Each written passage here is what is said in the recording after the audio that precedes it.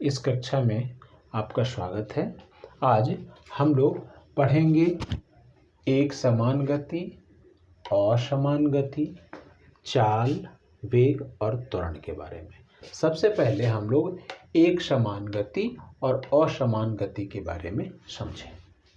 एक समान गति का मतलब यदि कोई वस्तु बराबर समय अंतराल में बराबर दूरी तय करती है तो उसकी गति को हम एक समान गति कहते हैं।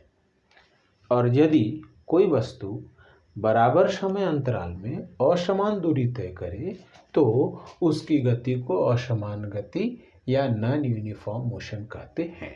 अब देखिए, मान लीजिए कोई एक वस्तु ए है और दूसरी वस्तु बी है।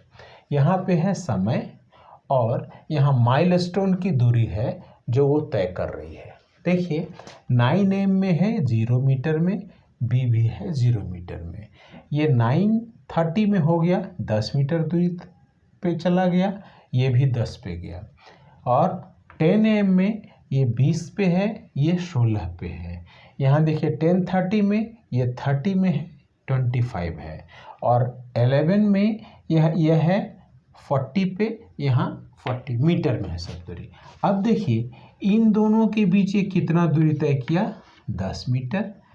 यहाँ के बीच दूरी 10 मीटर, यहाँ भी दूरी 10 मीटर और यहाँ भी दूरी 10 मीटर। मतलब ये समय अंतराल है आधे घंटे का, 30 मिनट में 10 मीटर, फिर यहाँ 30 मिनट में 10 मीटर, 30 मिनट में 10 मीटर। अर्थात प्रत्येक 30 मिनट के अंतराल में वस्तु A 10 मीटर की दूरी तय कर रही है।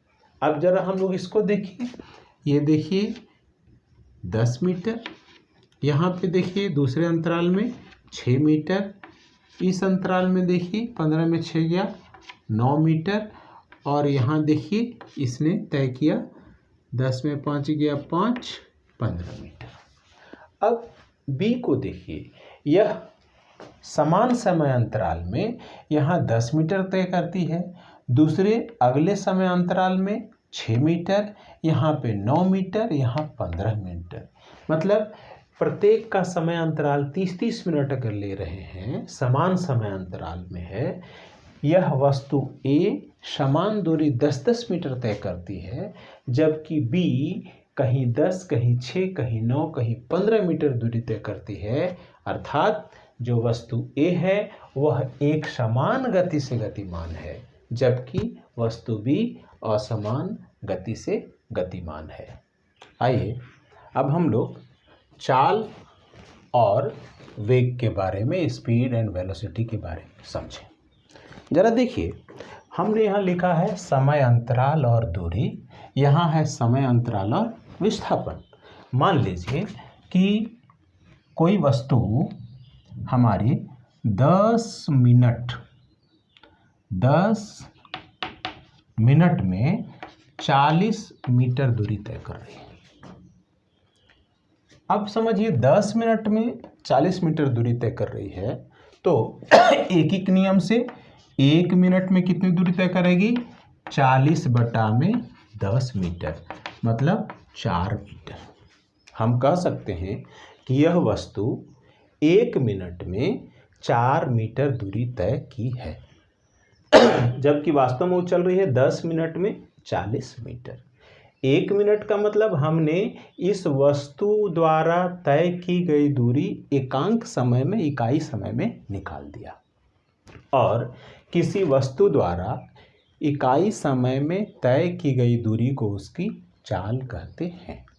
और देखिए यहाँ जरा, जैसे चाल में ये हो गई दूरी और ये हो गया समय, तो हम कह सकते हैं चाल बराबर दूरी बटा में समय। अब जरा वेग की तरफ आइए।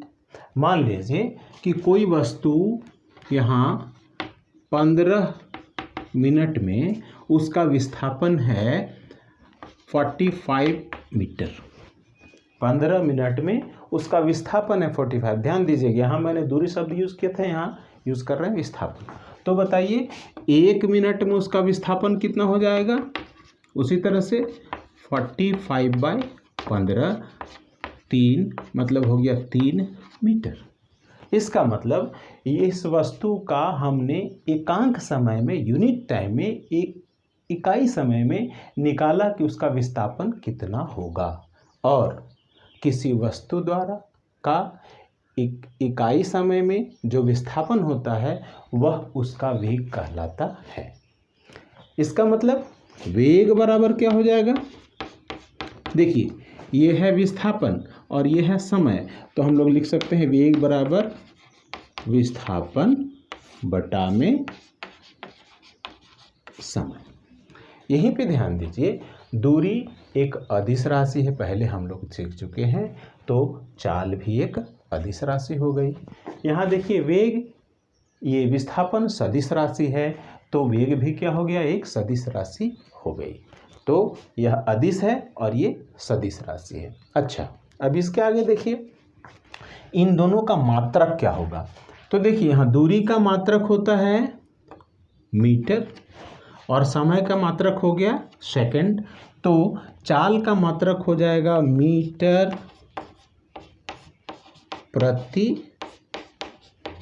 सेकंड।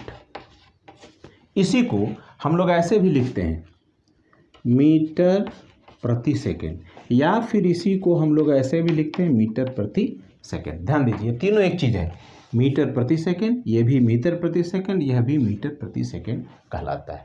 उसी तरह से वेग का भी जो एसआई मात्रक होगा वह भी उसी तरह, विस्थापन का जो मात्रक होता है वह मीटर होता है, तो यह भी हो गया मीटर प्रति सेकंड, या मीटर प्रति सेकंड, या मीटर प्रति सेकंड, आप इस तरह से लिख सकते हैं। अब और एक दो चीज़ देखिए,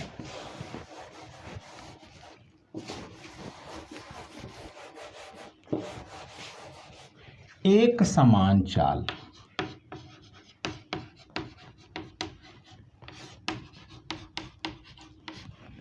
फिर है असमान चाल, फिर है तात्क्षणिक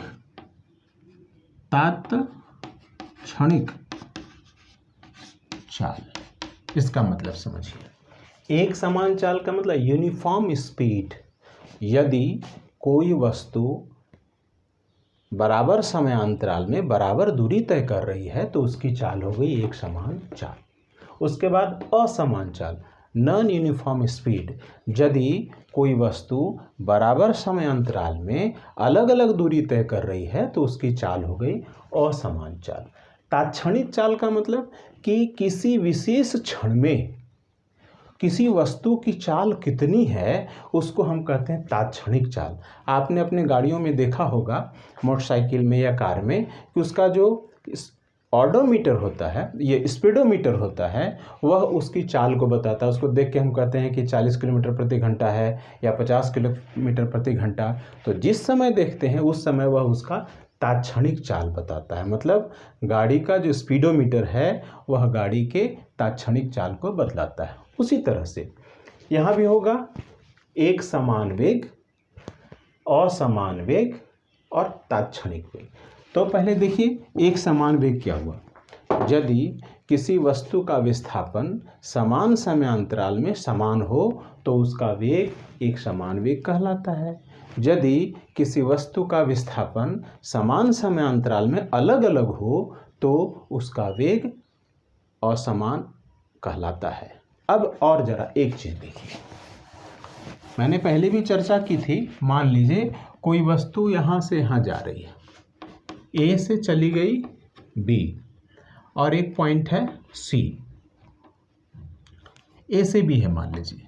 तो ये वस्तु ए से बी गई, ये मान लीजिए है 40 मीटर, और फिर वो बी से ए पे आ जाती है तो ये भी हो गया 40 मीटर। तो देखिए कुल दूरी कितनी हो गई, दूरी हो गई 40 + 40 कितना हो गया 80 मीटर। और मान लीजिए जाने में उसको 2 मिनट लगा और आने में 4 मिनट लगा, तो कुल समय कितना हो गया उसका 6 मिनट। तो समय हो गया 6 मिनट। तो उसकी चाल हो गई क्या भाई, दूरी बटे समय, मतलब 80/6 मीटर प्रति मिनट। ये हो गया उसकी चाल हो गई। अब जरा दूसरी चीज़ देखें, इसका हम लोग वेग निकालने की कोशिश करें। ध्यान दीजिए, यहाँ दूरी तो 80 मीटर है, लेकिन विस्थापन कितना होगा? देखिए, ए से चल के बी पर गई और बी से पुनः ए पर आ गई, तो प्रारंभिक स्थिति और अंतिम स्थिति दोनों एक है, अर्थात विस्थापन हो गया कितना? 0, और समय वही लगा है 6 मिनट। तो देखिए उसका वेग कितना हो जाएगा? विस्थापन बटा समय, तो विस्थापन है 0, समय है 6, तो कितना हो जाएगा? 0 मीटर प्रति मिनट।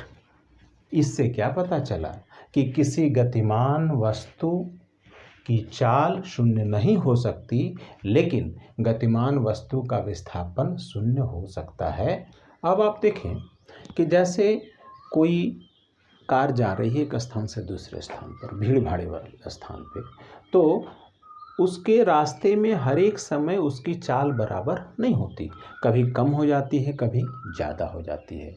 तो हम लोग वैसी स्थिति में वस्तु की चाल को औसत चाल के रूप में व्यक्त करते हैं, और औसत चाल है वस्तु द्वारा तय की गई कुल दूरी और बटा में लगा कुल समय, अर्थात v बराबर s/t। दूरी को s से डिनोट करते हैं और समय को t से डिनोट करते हैं।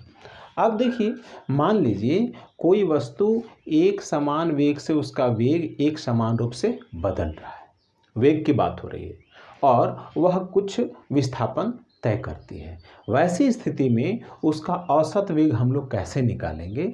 देखिए, सबसे पहले देखेंगे कि वह शुरू में क्या है, प्रारंभिक वेग जोड़ यहाँ है अंतिम वेग।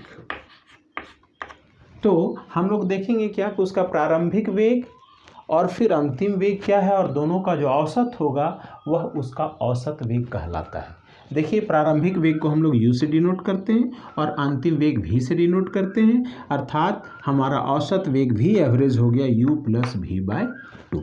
इस तरह से हम लोग औसत चाल और औसत वेग को समझते हैं। आगे हम लोग त्वरण के बारे में देखें। अब देखिए, मान लीजिए कोई वस्तु सरल रेखा में गति कर रही है और उसका वेग समान है, अर्थात परिवर्तित नहीं हो रहा है। तब तो ऐसी स्थिति में उसके वेग में कोई परिवर्तन नज़र नहीं आएगा समय के साथ। लेकिन मान लीजिए वह वस्तु जा रही है और उसके वेग में परिवर्तन होता है। मान लीजिए अभी है 5 किलोमीटर प्रति आवर, और फिर कुछ देर के बाद उसका जो वेग है वो 10 किलोमीटर प्रति आवर हो जाए, अर्थात वेग में बदलाव हो रहा है। अब वेग में बदलाव किस दर से हो रहा है, उस दर को ही हम लोग कहते हैं त्वरण। जिस दर से वेग में बदलाव, इसीलिए हम लोग कहते हैं त्वरण को कहते हैं, त्वरण हो गया वेग परिवर्तन की दर, अर्थात त्वरण हो गया वेग में परिवर्तन और बटा में समय। मान लीजिए कोई एक वस्तु है जिसका प्रारंभिक वेग है u और t समय में उसका वेग हो जाता है v। ध्यान दीजिए, मैं यहाँ बताया है कि वस्तु का प्रारंभिक वेग u है, t समय अंतराल के बाद उसका वेग v हो जाता है। तो हम लोग कहेंगे त्वरण को डिनोट करते a से, a बराबर वेग में परिवर्तन क्या हो गया, v - u, और कितना समय में हुआ, t समय में। तो त्वरण a बराबर होगा v - u/t। इस सूत्र को हमको याद रखना है। अब आगे देखिए त्वरण का मात्रक। त्वरण का मात्रक